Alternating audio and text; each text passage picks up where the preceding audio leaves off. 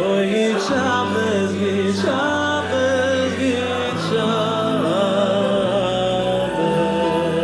V'yasaylunu, v'chol rasusunu, chilu v'chizdu, v'rachamayim, v'chaya yaricha, v'zoy ba'evicha, v'rachmayim k'dumay.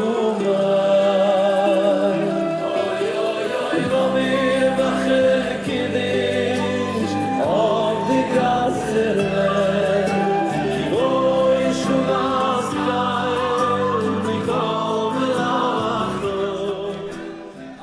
Oh, what a beautiful sound. What a beautiful sound. That is Barry Weber leading Shabbos, singing a lovely video on YouTube. How are you, my holy sisters and brothers? Shabbos is almost upon us. We've got a very interesting, perhaps provocative class we're going to be covering today. Let's light up the darkness. Who is going to be with us as we head into Shabbos with some beautiful learning from an interesting page? Paula from Chicago, Sharon from New Jersey, Melissa from Great Neck, Leah from Fort Myers in Florida, and Marie from Utah. Shmuela from Tacoma, Washington, and Harold says Shabbat Shalom, and Lucy from Minnesota, and Harold says Good Shabbos, and Carol is with us from Cleveland. And Marie says good Shabbos. Lynn with us from North Texas. James from Indianapolis. And Jennifer from Kansas. Pauline from Ohio. Michelle from Illinois. Oskin is with us from Turkey. Welcome, Oskin. Great to have you with us. Julie from Texas. Rebecca from Missouri. And Chaim saying good Shabbos. Over there on the YouTube side, Lynn is also with us. She's got us on two screens. Wonderful, wonderful. All right. Okay. So today we're going to lead into the question, are women permitted in traditional Judaism to perform the mitzvah, the commandment of wrapping tefillin. In English, it's not such a better and clearer word, called phylacteries, but the two black leather boxes, one goes on the arm, one goes before the eyes. They have scrolls inside containing verses from the Torah commanding us to keep these words, right? The words that you shall love the Lord your God with all your heart and soul, and teach these words to your children, etc. The prayer, the V'ahavta that follows the Shema, fundamental prayer of Judaism, and we're commanded to bind it as a sign upon our hand, and that it should be a sign, a symbol before our eyes. For sure, men are obligated to do this every day, but actually the first question is it every day, or is it every weekday and not on Shabbos? That's the first question that gets asked that we're going to be looking at today.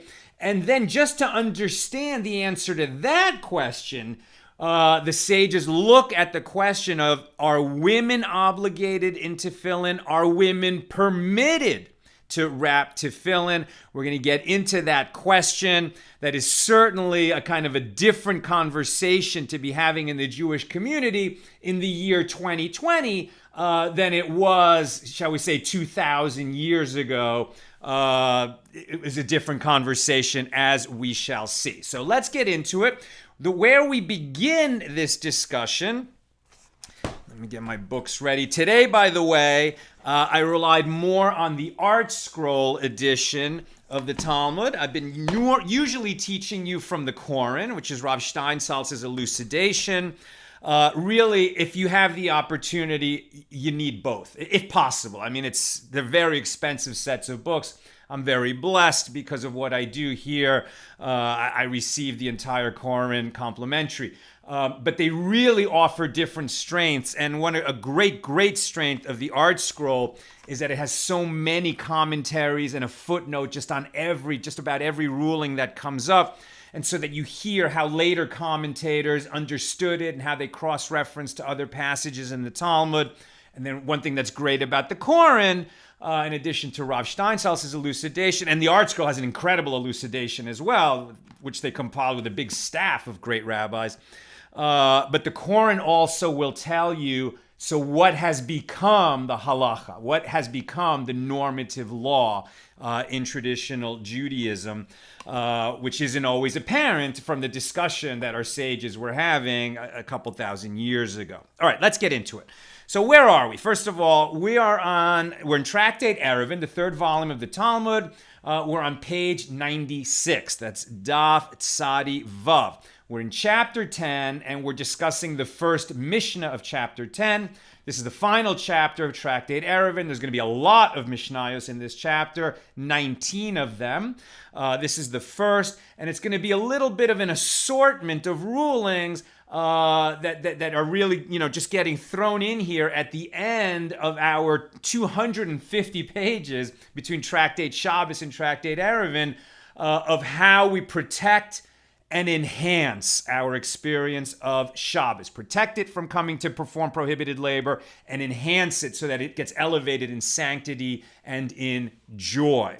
The question that comes up in this Mishnah is what happens when a person is walking in the public domain where it is not permitted to carry objects on Shabbos. You could carry them 4 cubits, but no more than 4 cubits.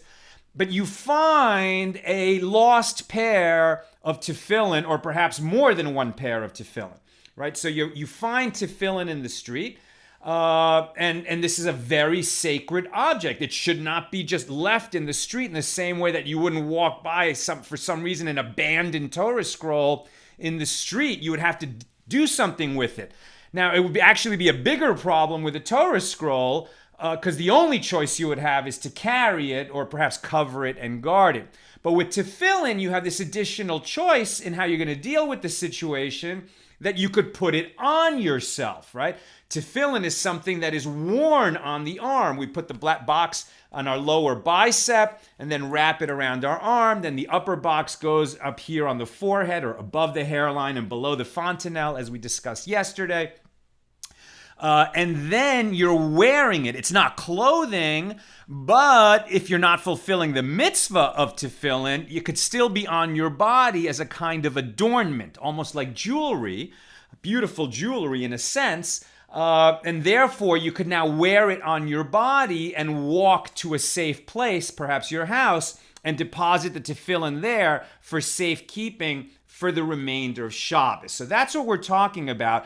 And the Mishnah said that if you find tefillin on the road, what do? That's what you do. You put it on your body, 1 pair at a time.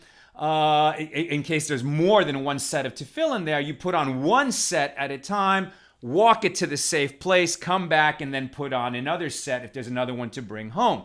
Rabban Gamliel said you can wear up to 2 sets of tefillin at the same time.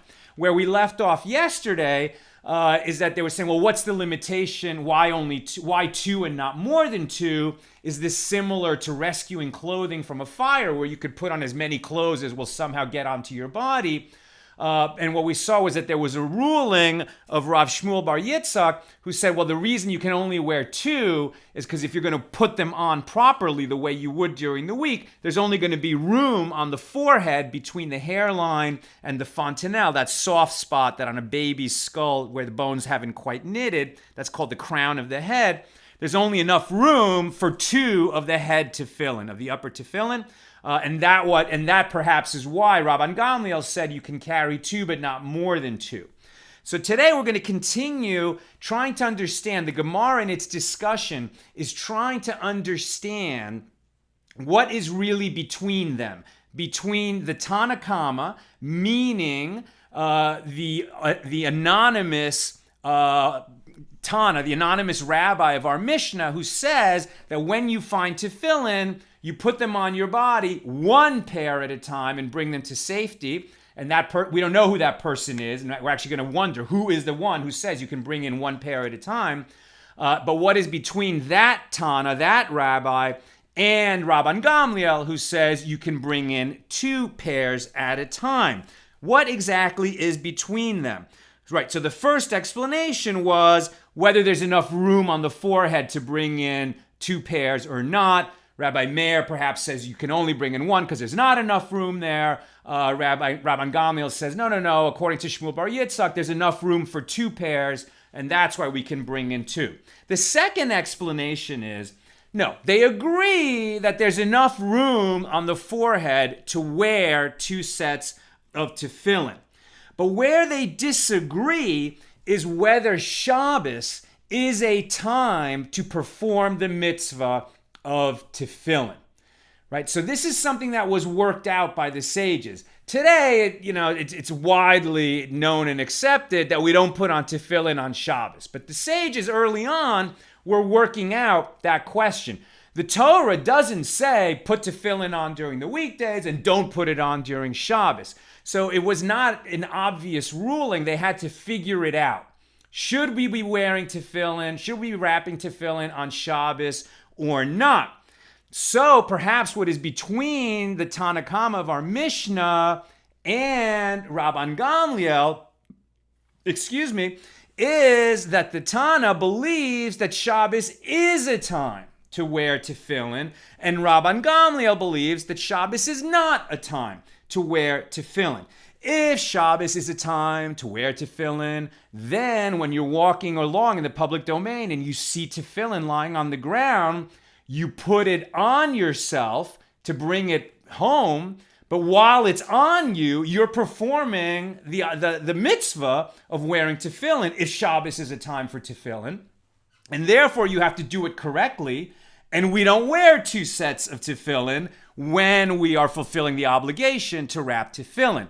But Rabban Gamliel would say, no, Shabbos is not a time to put on tefillin. So when you are walking along in the public domain and you see tefillin lying on the ground and you put it on your body, you're not fulfilling a mitzvah, you're not performing an obligation. Rather, you're just putting it on yourself as an adornment so that you can bring it to a safe place.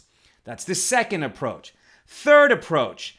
Actually, they agree that Shabbos is a time to put on tefillin, and you can perform the mitzvah.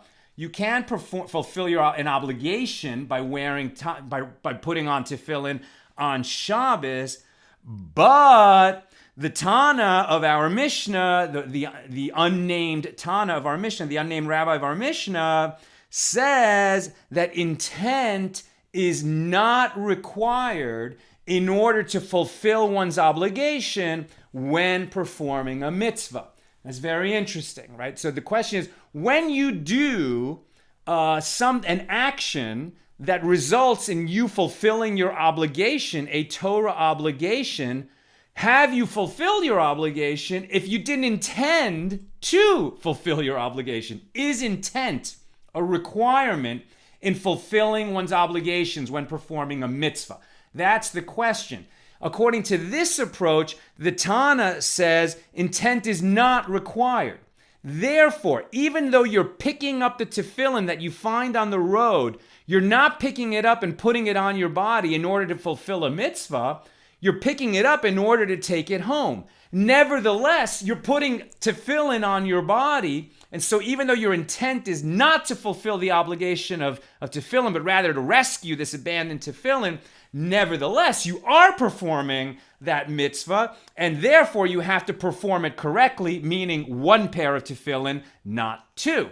According to this approach, Rabban Gamliel would hold the opposite view, and he would say, no, in order to perform a mitzvah and fulfill your obligation, you have to have intent to fulfill your obligation. Since you picked up this abandoned tefillin just to rescue them from the public domain, and you put them on your body for that purpose as an adornment, not to fulfill your obligation, you're not in the process of performing a mitzvah, and therefore you can do it what would be improper for performing the mitzvah, but will allow you to rescue two pairs if you happen to find two abandoned pairs of two lost pairs of tefillin in the public domain. You can put two of them on your body because intent is not required to fulfill the mitzvah, because according to Rabban Gamliel, intent is required to fulfill the mitzvah. Since your intent is different than fulfilling the mitzvah, you're not involved in fulfilling a mitzvah, and therefore you can have two pairs of tefillin on your body. That's the third approach of what is the difference between the Tana of our Mishnah, the unnamed rabbi of our Mishnah, who says you can only bring one pair at a time, and Rabban Gamliel, who says you can bring two pairs home by wearing them. Fourth approach, they agree that intent is not required in order to fulfill one's obligation when performing a mitzvah. But they disagree on the question, if you wear two pairs of tefillin, have you violated a different mitzvah, a separate commandment in the Torah, a negative commandment, which says in the book of Deuteronomy, you shall not add to the commandments which I am giving you. Right? God says through Moses, our prophet, in the book of Deuteronomy, you shall not add to the commandments that I have told you. Right? So while there are many rabbinic decrees that sort of protect us from coming to violate Torah obligations, that's why the sages are always very careful to distinguish between a rabbinic decree and a Torah commandment, because you shall not add to the commandments in the Torah, therefore meaning you shall not add to the basic elements of the mitzvahs, right? So the mitzvah, the commandment in the Torah is, you shall bind these words as a sign upon your hand, and they shall be a symbol before your eyes. That's one set of tefillin, one on your arm, one in front of your head. If you put on two sets of tefillin at the same time, you may be violating this negative commandment not to add to the commandments. And that's what they're disagreeing on. The Tana, who says, the unnamed rabbi of our Mishnah, who says you can only wear one pair of tefillin at a time when you find them abandoned in the road on Shabbos, and you're going to bring them home for safekeeping so they're not lying there in the road, right, out of respect to this sacred object. But you can only, even though if you find multiple pairs on the road, you can only wear one at a time to bring it home. Why? Because even though, right, they agree that according to this reasoning, that Shabbos is a time to wear tefillin, that intent is not required when you're fulfilling an obligation, but you would still be guilty of violating the negative commandment, don't add to the mitzvah, if you wore two sets of tefillin at a time. And Rabban Gamliel would say, you can't be guilty of violating the negative commandment, do not add to the mitzvah, if you're not fulfilling a mitzvah. Like, your intent is not to fulfill a mitzvah of wearing tefillin. You're just putting it on as an adornment to bring it home to rescue the tefillin from lying in the road. So you couldn't possibly be attempting to add to the mitzvah, since you're not trying to perform a mitzvah. And that's why he permits a person to wear two sets of tefillin when he's rescuing them from the public domain on Shabbos. Just to complete this set of arguments, the law came out, right? Eventually, the sages sort of, there were multiple positions on this, but over time, the law worked out that the law is like the unnamed rabbi of the Mishnah. If you come across several pairs of tefillin abandoned in the road, in the public domain, on Shabbos, you put on one pair of tefillin and carry that home, and then you go back and get another pair. And the law is not like Rabban Gamliel, who said you can wear two pairs of tefillin at a time. A further reason for that comes from the Ritva, who is a 14th century rabbi. He was the Rosh Yeshiva, the head of the Torah Academy in Seville, in Spain. And the Ritva said that another important reason why a person should not wear 2 sets of tefillin at a time is because he might give the appearance of worshiping 2 deities, right? And for perhaps the most fundamental teaching, and of course it comes from this same prayer that we're talking about, in which we're commanded to put on tefillin, also says, "Hear, O Israel, the Lord our God, the Lord is one." The absolute unity of God. There is only one God.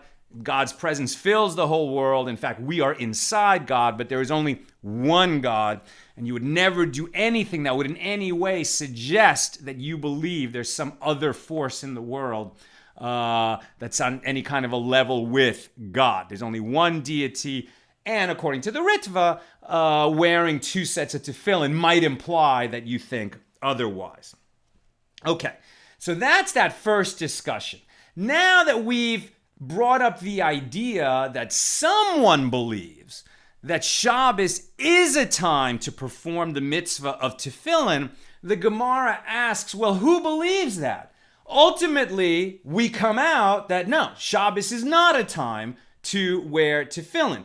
But at the time that they were working it out in Talmudic times, the Gemara asks, who is the Tana, who is the rabbi who believes that Shabbos is a time when we would perform the mitzvah, the commandment of tefillin?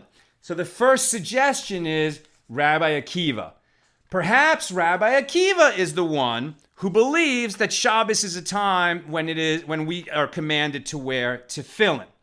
Why would we think that Rabbi Akiva thinks that? Because there is a baraisa which says regarding the words from Exodus 12:3, "And you shall take care to observe this decree in its appointed season from day to day." Now, the position of that verse makes it unclear. Is it referring to the commandment of Tefillin, which was given in the same, very nearby in the Torah? Or is it referring to the observances of Passover, which is also right in that same area? Is it talking about what came before or what came after in the Torah? According to this baraisa, Rabbi Yosei the Galilean says that these words, "You shall take care to observe this decree in its appointed season from day to day," the words "from day to day" come to exclude what is not the days, meaning the nights, and in its season comes to include times which are not appropriate for tefillin, meaning Shabbos and holidays. Right, so according to Rabbi Yosei the Galilean, this verse excludes from the commandment of tefillin that we would wear them at night, and that we would wear them on Shabbos, and that we would wear them on festivals. But in the baraisa, Rabbi Akiva says, no, that verse refers to the observances of Passover. You fulfill the requirements of Passover on Passover, and you're not obligated to do that at other times. Right? So you eat matzah on Passover. You bring the Passover sacrifice on Passover. You keep chametz out of your house on Passover. So all the rules of Passover, you do at Passover, and you don't do those things at other times. So according to that baraisa, it would seem that maybe Rabbi Akiva is saying, and therefore if that verse refers to Passover, what he's implying is that night is a time to wear tefillin, and Shabbos is a time to wear tefillin, and holidays are a time to wear tefillin. However, we have another baraisa which completely contradicts that, and this is the place where we get the law not to wear tefillin on Shabbos, and this is the reason. So the Gemara says, does Rabbi Akiva really maintain that Shabbos is a time when one can fulfill the mitzvah of tefillin? But it was taught in a baraisa. Rabbi Akiva says, one might think that a person must put on tefillin on Shabbos and festival days. The Torah therefore states, and it shall be a sign, the word is ois, right? It shall be a sign to you upon your arm. And the Bryce interprets the verse, on those days that need a sign, tefillin must be worn, but excluded are those days which are themselves a sign, meaning Shabbos. If you look at the 10 Commandments, when God commands us that you shall observe Shabbos, that God set aside Shabbos as a holy day, and you shall keep Shabbos in all your generations, and it shall be a sign between me and the Jewish people. It shall be a sign between God and the Jewish people. Shabbos has the same word applied to it, a sign, as tefillin. Therefore, you need tefillin on weekdays because weekdays are not a sign of the relationship between God and the Jewish people. But Shabbos already has that characteristic, and festival days get the same status because they are also called a Sabbath in the sense that we do no work on the festival days. And so they get included in this idea that Shabbos is a sign between me and the Jewish people, and therefore tefillin would be redundant on Shabbos. And for that reason, we are not obligated to wear tefillin on Shabbos or on festival days. Therefore, we still don't know who is the Tana who believed, right? Who was the rabbi who said that Shabbos is a time to wear tefillin? Who is that? So another one is suggested. Perhaps the Tana, the rabbi of the Mishnaic times, who held that Shabbos is a time for wearing tefillin, was Rabbi Nassim, who says one may keep on or take off tefillin at night, right? You have the option to wear tefillin at night, but Yonasan Hakitoni said one may not wear tefillin at night. Ultimately, wearing tefillin at night became prohibited, not because it says in the Torah that you don't wear it at night. It's a rabbinic decree that we don't wear tefillin at night. Why? Because at night, a person doesn't have full control over their bodily functions. All right, so here we're just going to be frank and say what the rabbi said. In our journey through the Talmud, there's just many times when we're going to go into like bodily functions because everyone is human and everyone has human bodily functions, and they have an impact on the spiritual realm of our lives and the way that we perform our obligations under the Torah, which sort of link our spiritual higher soul self to our physical, animal body that functions in this world where we've come on a soul mission. And so at night, it's possible, out of somebody's control that they will pass wind. And when you pass wind, if you're wearing tefillin, it disrespects the sacred object that is on your body. And since we don't have control over that at night, especially in our sleep, the sages decreed you don't wear tefillin at night. That is the halacha, that is the law. You don't wear tefillin at night. Okay. So therefore, we still don't know who is the Tana, who is the rabbi that holds that Shabbos is a time when you do wear tefillin. Here we had a ruling that we don't wear tefillin at night, but that's no proof that that therefore we also don't wear tefillin on Shabbos. All we learned there is that the rabbis decreed that we don't wear it at night. So who is the Tana who says no tefillin on Shabbos? Perhaps it's the Tana of yet another Baraisa. And this is where we start to get into the question of may women wrap tefillin? What is the role of women with respect to the mitzvah of tefillin? So we have a Baraisa which said, Michal, so who was Michal? Michal was the daughter of Shaul, in English Saul, the first king of Israel. So the first king was Saul. His daughter was Michal. she ended up marrying David, King David. So this was a wife of King David. This was a woman of very, very elevated spiritual status. Michal wore tefillin. According to this Baraisa, she wore tefillin, and the sages of that generation did not protest. If the sages saw a woman wearing tefillin and they did not protest, this must indicate that tefillin are not a time-bound positive commandment. Time-bound meaning that you do it only at certain times and not at others. We've already had the teaching elsewhere that women are exempt from time-bound positive commandments, and they are obligated in the other commandments just like men are. So, if Michal wore tefillin and the sages didn't object, it must mean that tefillin is not a time-bound positive commandment. And if it's not time-bound, that would mean that it's obligatory all the time, including Shabbos. So perhaps the Tana who's bringing this Baraisa is the one who believes that Shabbos is a time for tefillin. However, the Tana also says in the same Baraisa that the wife of Jonah, the prophet, Yonah in Hebrew, would go on the pilgrimage festivals up to Jerusalem. Now, making the pilgrimage to Jerusalem in ancient Israel at Passover and Shavuos and Sukkot is definitely a time-bound positive commandment.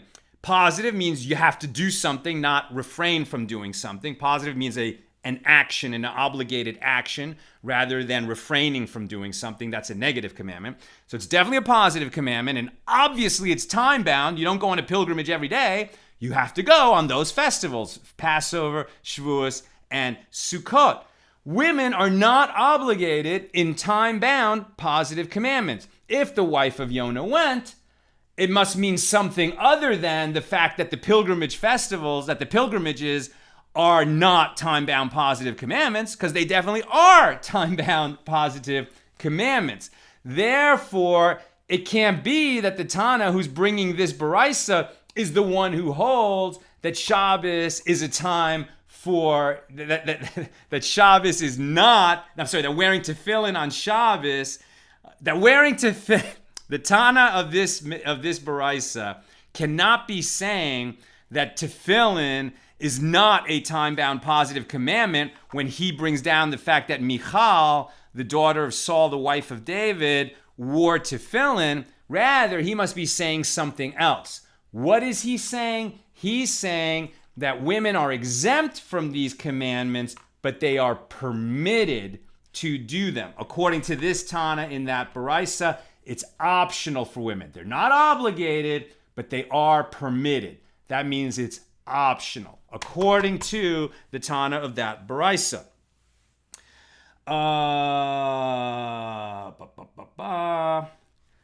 However, if a woman is not obligated in tefillin, and she does it because she wants to it, she's taking on a stringency for herself that is not obligated by the Torah.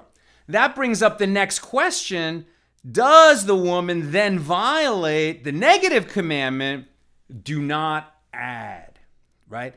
If a woman is not obligated to wear tefillin, but she just wants to do it, is she then violating the commandment, do not add to the mitzvahs? Because if she's not commanded, she shouldn't be doing it, according to this view.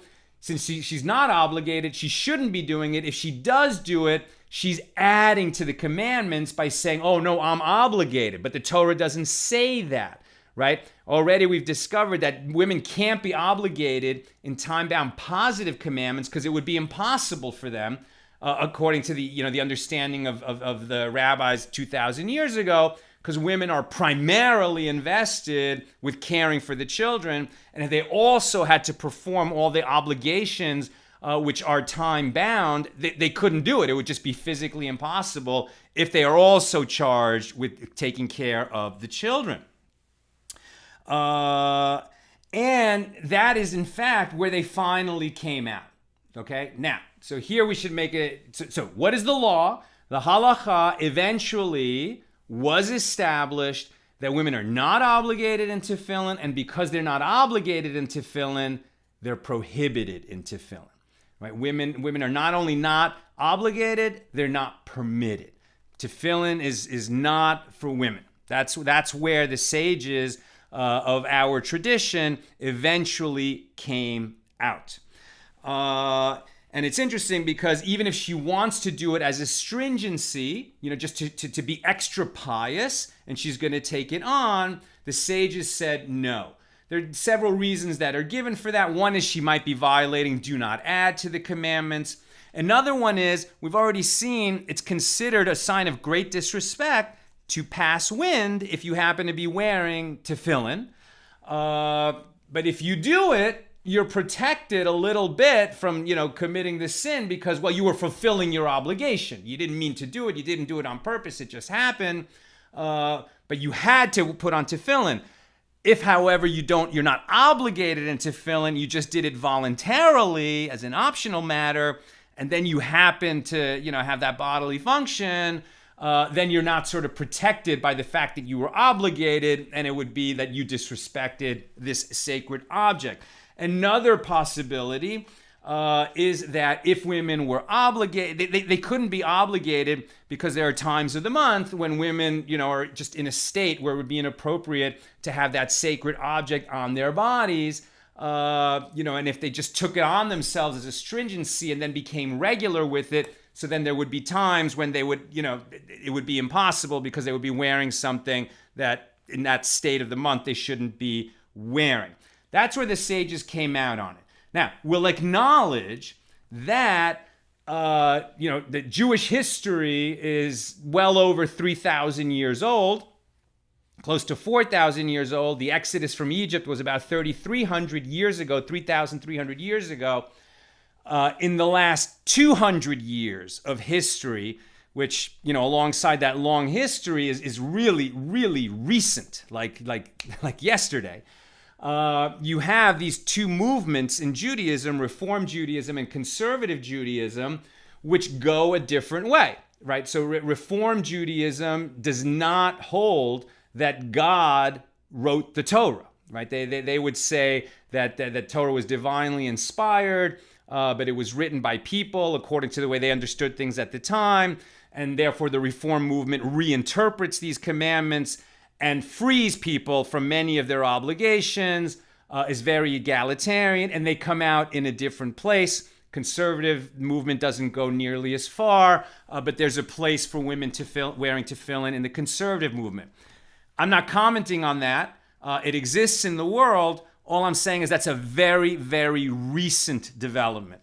But the law that women are, not obligated and therefore prohibited to wear tefillin is nearly 2,000 years old. So that's the state of things. Let me see where I was. Okay. So just to conclude, so what about Michal and Yonah's wife, right? So they were doing something that is optional, and so there seems to be a precedent for women performing something that is not obligated, but that is optional if they want to. But the sages eventually said, yeah, that's what that Tana said in that Baraisa, but that did not become the law. The majority of the sages disagreed with that position.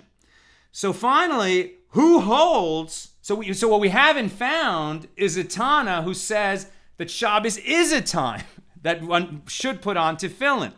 And the answer of who is the Tana who says Shabbos is a time for tefillin, we're not going to be able to cover everything that this daf says, but ultimately it says that, that's Rabbi Meir and Rabbi Yehuda. Rabbi Meir and Rabbi Yehuda were the ones who held that Shabbos is a time for tefillin, but everybody else did not, and the law came out, we don't wear tefillin on Shabbos, we don't wear it on holidays, we don't wear it at night.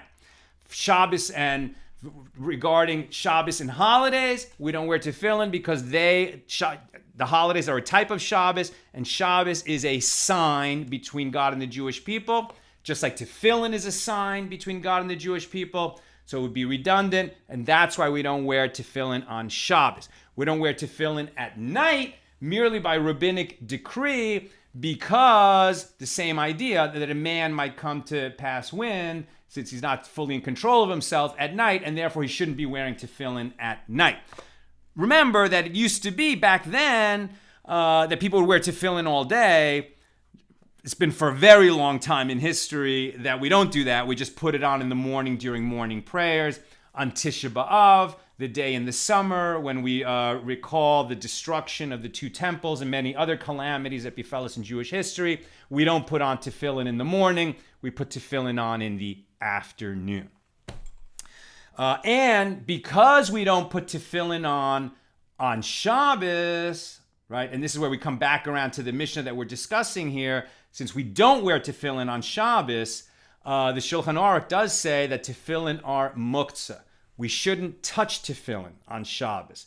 Like other muktzah objects, if tefillin is lying on a place where we need that place, like for example, it's on the dining table, somebody left it there, so we can pick up the tefillin to move it because we need its place. We're going to have lunch there. There shouldn't be tefillin sitting on the table when we're having lunch, so you can pick it up to move it. But therefore, you don't pick it up. You certainly don't use it, and you try to avoid touching it at all on Shabbos. And then one last ruling that comes out on this daf, and this is where they get that connection that women who are not obligated in tefillin end up being not permitted to do tefillin. They also take the example of shofar, right? So shofar is definitely, blowing the shofar on Rosh Hashanah is definitely a time-bound positive commandment, right? It's only a commandment on Rosh Hashanah and one blast on Yom Kippur. And it's a positive commandment. It's to do it. And there's a Mishnah which says that if children under 6 years old pick up a shofar to blow it, we don't stop them. And from that, the sages say, but if a woman picks up a shofar to blow it on Rosh Hashanah, we stop her. It is not her obligation, and therefore it is not for her. Likewise, it's not like Judaism says, that you could say this is a patriarchal system, but Nina will be the first to tell you that she's obligated in things that I am not, the three major mitzvahs of women, and she said to me this morning, I really don't have any urge to do tefillin because I'm way busy enough between challah, between candles and everything that goes along with Shabbos and making Shabbos beautiful in the home. Really, the whole state of holiness of the home is in the hands of the woman. They've got plenty to do. And then also, in terms of the laws of family purity, there's just plenty for women to do. Okay, that's what I've got for us today. I'm going to guess that there may be some questions and comments. Let us see. Okay, Lynn says, the book, The Maiden of Ludmir, A Jewish Holy Woman in Her World, Nathaniel Deutsch, brings info about her tefillin wearing life and in a Ukraine Hasidic community, and ends in Israel as a Rebbetzin, the wife of a rabbi. The Maiden of Ludmir. I'm not familiar with that book, but thanks for telling us about it. And her name was Kane Rachel Webermacher, and she's buried in the Mount of Olives Cemetery. Wow, sounds like a really interesting book. Lucy says, if one wants to rescue lost tefillin, it seems assumed that one needs to wear them correctly, which creates the discussion of, is it okay on Shabbat to wear? But could one wear tefillin not used for mitzvah in some other way, like around one's neck or over one's shoulder? Then one could wear several. Like, that's a really good question. The Daf also talks about, and it was in the Mishnah, that if you find old tefillin, you're obligated to save them. If there's new tefillin, you're not, because they might not even be tefillin. They might be amulets that were formed in the shape of tefillin. But you're right. It's just taken as a given that the only way to wear the tefillin would be to wear them as if you were doing the mitzvah. And so you might ask, why not just hang them on your neck, call them an adornment for yourself, and kind of wear them home in that way? And that's not even discussed. And for some reason, it seems to be a given that if you're going to put them on Shabbos to wear them, I guess out of respect to the Tefillin, you would only, don them on your body in the way that they're supposed to be worn. But nobody, at least not yet, in our discussion of this Mishnah, has suggested what you said, which I think it's a really good question. Why not? But we haven't seen somebody suggesting that yet. Joyce says, lighting the Shabbos candles by women is time-bound. How about this? Right, and this is a special mitzvah for women, right? And it's a great question. Well, that is definitely a time-bound positive commandment. Why was an exception made for this one? And, I just don't have it at my fingertips. What is the history of how candle lighting came to be? We saw in Tractate Shabbos that, the sages decreed that we have to light candles so we don't sit in the dark on Shabbos. We have to light the candles before Shabbos begins. That's going to definitely enhance the sanctity and joy of Shabbos. How did that become the women's mitzvah? I'm sorry I don't have that at my fingertips. But right, it seems like a contradiction. It's definitely a time-bound positive commandment, and it is one of the key women's mitzvahs. How did that happen? I'm just not sure right now. And several people have asked, what about Rashi's daughters who are believed to have laid tefillin? Well, as we see, the law came out that way. But even when the law came out a certain way, there's going to be certain movements and certain groups and certain individuals over time, even who have authority, who are going to disagree and bring their reasons. So, if it's true, I don't know if we have evidence of that or if it's, kind of, is it a story or is it proved? I'm not sure. But, okay. So that happened and there were reasons. And certainly I'm sure that Rashi's daughters, if they were doing that, would look to this passage and find support for their position in these minority opinions that are given on our daf, some of which even suggest that women are obligated in tefillin. Others suggest that they're not obligated, but they have the option of doing so. And it's only kind of like the weight of later rabbinic authority that said no, we're going to say no, and women should not. But there have been people in history who had reasons to say yes, and some of those voices are recorded in this daf. And that's what's so important to understand, that the Talmud is not, like a legislative code of law where you look it up and there's the law. The Talmud is a record of the discussions and arguments that led to establishing the law, but it retains majority, minority opinions. Sometimes the minority opinion did end up becoming the law. When you really just want to look up the law, so there you're going to go, to Rambam or later to Shulchan Aruch, where the law gets codified. And there we see, what are the mitzvahs and what are we supposed to do and what are we not supposed to do? Sharon says, but women can blow shofar for herself, just not for the community. Absolutely. There's a difference. It's not that women are prohibited to blow shofar. What we're saying is they're prohibited to be the shofar blower for the community on Shabbos. That's something different. Blowing shofar not as a mitzvah, just blowing shofar is a completely different thing than fulfilling the commandment of blowing shofar in Rosh Hashanah. Lynn, the custom has been to discourage. I have not found an Orthodox rabbi who could point to a halachic ruling prohibiting for all Jewish women, but upholding that in privacy she is free. To clarify, the Orthodox people, I guess rabbis I have asked, have said she is free in private to do anything, including optional mitzvahs. And there's a difference, right, between what a woman is entitled to do in privacy and what the sort of normative ruling of a community is going to come out, right? And we see that there's differences in communities. Even on this daf, it talks a little bit about, in the footnotes in the art scroll, it talks, so we've said that that tefillin, is a sign between God and the Jewish people. Shabbos is a sign between God and the Jewish people. So it's redundant to wear tefillin on Shabbos. So we don't wear tefillin on Shabbos. And likewise, festivals, which are a kind of Shabbos because we refrain from work, also we don't wear tefillin on festivals. Then the question comes up, Chol HaMoed, the intermediate days of Passover and Sukkot. And there we see that the Kabbalists said, no, you don't wear tefillin in the intermediate days of Passover and Sukkot. And based on that, the Sephardic community doesn't wear tefillin on the intermediate days, and the Hasidic community does not wear tefillin on the intermediate days. And in the Ashkenaz yeshivish community, divided. Some do, some don't, right? So you will see there's definitely differences in practice on different questions still today, even after there's been centuries to work out these questions.